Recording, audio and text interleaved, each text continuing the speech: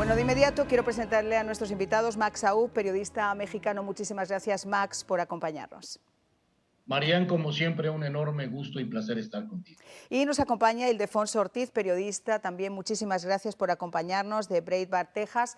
Quisiera empezar contigo, si me lo permites, porque obviamente esta noticia ha sido absolutamente impactante y creo que puede sentar un enorme precedente en el gobierno federal, a ver si realmente se ponen las pilas y empiezan a actuar contra quienes son realmente los culpables. ¿Cómo se ha tomado la decisión del gobernador Abbott? Pues es una decisión muy valiente, se ha tomado de buena forma. Es algo que se ha intentado hacer a nivel federal anteriormente. Varios congresistas han tratado de pasar una propuesta de ley en Estados Unidos para que se les declare terroristas y no han podido hacerlo. En este caso, Abbott pues ha estado tratando de hacer lo mejor que se puede sin el apoyo federal que ha tenido, utilizando recursos estatales para contener la frontera, el contacto con la crisis migratoria, con la cuestión de los cárteles y más ahorita con la cuestión de fentanilo. En el año pasado hubo 1,600 muertes en Texas nada más, causadas por el fentanilo. Entonces es una situación que va incrementando, se está haciendo cada vez más preocupante. Y no solo el fentanilo, sino la violencia de los cárteles, porque estas organizaciones criminales han cometido atrocidades no solo en México, hay homicidios en Dallas, en Houston, ejecuciones a gran escala que han pasado en Dallas, casos muy sonados acá en la región. Y es algo que, pues, tristemente vienen, cometen sus fechorías y se regresan a México. Es algo que ha pasado demasiadas veces y esto es algo que se espera que se deje un precedente. Claro, pues tiene sus limitantes, puesto que Abbott pues, es un gobernador estatal. No tiene el mismo peso que tendría una orden federal, pero se espera que empiece a poner la presión para que se haga, al final sea una orden federal. Pero fíjate que ha ido más allá. No solamente ha escrito esa ley y ha pedido a Harris y a Biden que hagan lo propio, sino que ha pedido a las agencias federales, perdón, a las agencias estatales que persigan a las pandillas, porque se sabe que obviamente la red de distribución de ese fentanil, desde que está en la frontera hasta que llega a nuestras ciudades, en la gran mayoría está llevada por esas pandillas que llegan también a veces infiltradas con los emigrantes que vienen desde Honduras, desde El Salvador, desde Nicaragua, desde el propio México. Así es, definitivamente las pandillas son uno de los socios más fuertes de los cárteles. Si tú te fijas en cada ciudad grande de Texas, Houston, Dallas, San Antonio, incluso el Valle de Texas, las pandillas son los que en realidad se encargan de la distribución local de estos narcóticos. El cártel pues cruza la droga y utiliza sus rutas para llevarlas a estas ciudades, pero en sí las pandillas son los que últimamente son los que manejan el dinero a nivel local, se empieza a distribuir esa droga y esos recursos son los que el cártel regresa para México. Al quitarle esos recursos, al enfocarse en el dinero, en lo que va para el sur, esta sería una diferencia de lo que podría afectar a estas organizaciones. Es cierto, anteriormente no se había ido detrás de las pandillas de una forma concreta, de una forma efectiva. Se habían enfocado, pues, crímenes no relacionados. Exacto. Y es algo que también el gobierno federal ha hecho mucho para disimular la situación. Han dicho, la violencia esta pues es crimen de pandillas, cuando en realidad muchos de esos crímenes están relacionados a los cárteles del tráfico de drogas. Por supuesto, la distribución en los territorios, ¿dónde vas tú, dónde voy yo? ¿Te has quedado, no te has quedado? Tienes toda la razón en lo que estás diciendo, pero hay otro punto que también es importante, Max, y que tiene que ver con el gobierno actual de México. Sabemos que Estados Unidos ha solicitado en numerosas ocasiones que se impida a México importar ciertos químicos de China, que son los que permitirían de alguna forma hacer ese fentanil.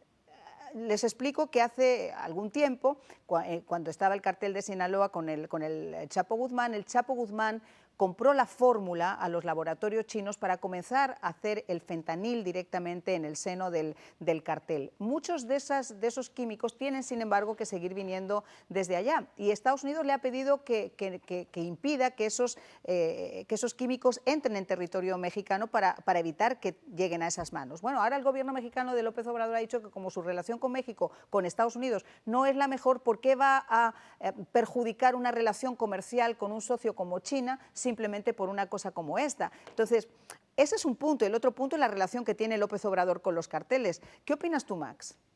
Bueno, definitivamente esos son los dos puntos fundamentales. El primero es que, bueno, se negó rotundamente el gobierno de México a poner esas barreras a estos químicos que llegan de China, argumentando lo que ya has comentado, lo cual es completamente absurdo. Pero por el otro lado, también hay que reconocer que esos mismos químicos, a pesar de que llegan legalmente a México, siguen siendo también traficados de manera pues ilegal. Eso por un lado. Y por el otro lado, pues a todas luces, esto no es un secreto, Marian, el gobierno federal de México, la administración de Andrés Manuel López Obrador, es aliado, esa es la palabra y hay que entenderlo de esa manera, principalmente del cártel de Sinaloa. Así es que es muy difícil poder hacer algo al respecto. Fíjate, y quiero comentarlo con los dos, les voy a hacer la misma pregunta. Obviamente hemos tenido precedentes de cuál ha sido la actuación del presidente mexicano López Obrador con gente del cartel, con la propia madre del Chapo Guzmán, a quien se bajó del coche a saludar como si fuera la princesa de Gales, o por ejemplo cuando dejó en libertad al hijo del Chapo después de una macrooperación donde lo tenían sitiado y con la razón de que supuestamente no quería un baño de sangre, lo dejó en libertad. Pero eso cuestiona de alguna forma cómo el poder de alguna forma se supedita o se somete a las fuerzas del cartel y, como tú muy bien dices, Max, al de Sinaloa. Así es, esto es histórico en función de todos los años que Andrés Manuel López Obrador venía intentando llegar al poder, a la presidencia de la República. No se le conoce francamente ninguna actividad que le pudiera entregar algún, digamos, alguna remuneración mensual de la cual pudiera estar él viviendo eventualmente. Nadie, ningún mexicano sabe de qué ha vivido Andrés Manuel López Obrador en sus épocas de candidato, quitando la época en que fue jefe de gobierno de la Ciudad de México, y desde luego creó a todas luces alianzas con distintos cárteles, aquellos que existieron en aquel momento, pero siempre el más poderoso, la cabeza, la punta de lanza, pues el de Sinaloa. Así es que esto tiene raíces muy profundas, Mariana. No solamente eso, Max, preocupa todavía más, como tú muy bien estás diciendo, la vinculación que ha habido con la financiación de las campañas políticas en México en el pasado, no solamente presidenciales, y lo escuchamos en el propio juicio del Chapo Guzmán, de la voz de Alex Cifuentes, por ejemplo, uno de sus brazos derechos, como hablaba de maletines llenos de dinero a la campaña de Peña Nieto, que fue inmediatamente negada por Peña Nieto y su campaña en México, pero que dejó obviamente esa sombra abierta, o cómo se hablaba, por ejemplo, de la relación de Los Pinos con otros carteles en los que trabajaban para impedir que uno avanzara más, entonces se le perseguía ese cartel para proteger al otro cartel. ¿Eso se ve también en la zona fronteriza, Ildefonso? Pues hasta cierto punto sí, hay que recordar que un cártel no es poderoso por el número de sicarios que tenga, por el armamento que tenga. Un cártel es poderoso por su estructura de influencia, por el dinero que mueve, la influencia política que tiene, los jueces que tiene comprados, los fiscales que trabajan para ellos. Ese es el verdadero poder de un cártel. Y eso es lo que hasta ahorita ni Estados Unidos ni México ha hecho nada en detener eso. Hacen un gran operativo, van detrás del Chapo, van detrás de otro capo, los detienen, pero esas estructuras siguen sin tocarlas, siguen sin tocar los bancos que mueven los billones de dólares de estos cárteles, los políticos que han trabajado en toda la historia de México. Centenares de políticos han trabajado para los cárteles y nunca los han tocado. Igual en Estados Unidos hay corrupción en muchos niveles, lo cual muchas veces pasa desapercibida. Pues En otros casos han sido descubiertos agentes federales que apoyan. Funcionarios, pues los propios funcionarios en la propia frontera que han permitido también esos pasos, ¿no, Ildefonso? Así es, y es últimamente ese es el círculo de influencia y la corrupción es lo que les da su verdadero poder. Y eso es lo que, si se llegara a hacer una orden federal declarando a los terroristas, ahí se podría atacar ese círculo de influencia, puesto que ningún país quisiera ser llamado un promotor de terrorismo. Pues te quiero agradecer mucho que hayas estado con nosotros, mi querido Ildefonso, y nos vamos a mantener muy pendientes. Solamente les dejo un dato. Qué curioso que todas esas personas que señalan con el dedo a los narcotraficantes siendo presidentes o gobernadores o teniendo esos altos cargos en los gobiernos, muchos de ellos, desgraciadamente, después se inclinan y les ponen la mano.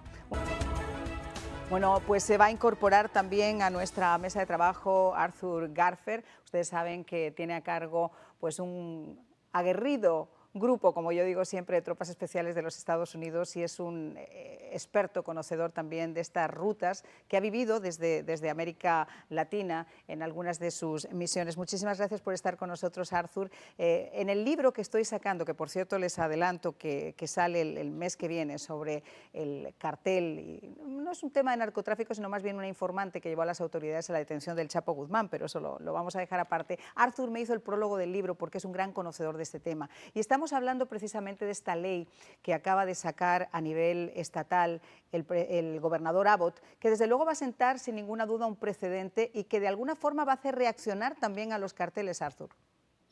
Sí, claro, o sea, esto es definitivamente es una emergencia y definitivamente estos carteles son una amenaza directa a los Estados Unidos y en este caso al estado de Texas y los otros estados fronterizos. Y hay que tomar cartas en el asunto y hacer algo para mitigar la cantidad de fentanilo que entra a los Estados Unidos y número dos, el trato humano el tráfico humano que se está llevando a cabo en la frontera de los Estados Unidos. Y entonces, pues, lo que hace el gobernador Abbott es elevar esto a un punto serio donde tenía que estar desde un principio para poder ponerle los activos necesarios para contrarrestar estos dos carteles y otras organizaciones. Fíjate que el dato que dio el gobernador, lo anoté aquí porque me pareció impresionante. El año pasado más estudiantes murieron a causa del fentanilo que por ataques terroristas perpetrados en el planeta en los últimos 100 años. Y desgraciadamente lo que hemos sabido es que están acechando las escuelas y están acechando a los niños. Las últimas intervenciones que se ha hecho de fentanilo en la frontera mexicana, algunas de ellas eran gomitas incluso, eran pastillas en forma de arcoíris, gominolas. Quiero decir, tienen un target muy especial, muy concreto, Arthur. Sí, no, es muy triste. Tú puedes tomar el fentanilo y lo puedes moldear de cualquier manera. Y se puede ingerir de manera líquida, de manera polvo, de manera, o sea, en cubos de hielo. O sea, es algo increíble. Pero más allá de eso, hay ciertos grados de fentanilo. Y lo que sucede ahí es que puede ser que tú veas que una persona esté convulsando o esté muriendo por algo que tú no sabes. Vamos a decir que tú eres una persona que está parado mirando y ves que alguien cae y tú vas a darle los primeros auxilios. El meramente tú tratar de ponerle los primeros auxilios te puede causar a ti la muerte también. Así de fuerte es el fentanilo que está cruzando la frontera de los Estados Unidos. Y porque en muchos casos, además, estábamos hablando con Max de que han tenido que cambiar, y lo comentaba contigo también en la radio, a veces han tenido que cambiar algunos químicos porque no los encuentran para producirlo, porque ahora es el propio cartel el que está produciendo esas pastillas que ellos mismos llaman pastillas mágicas y que les está haciendo hacerse de oro. Ahora, Max, hay un tema que también es interesante. El negocio del fentanil es tan lucrativo, tan absolutamente lucrativo, que da para pagar a cualquiera. Hemos visto que no son solamente en México, sino que también, desgraciadamente, autoridades fronterizas aquí han estado involucradas en el paso de esos estupefacientes. En muchos casos se da el agua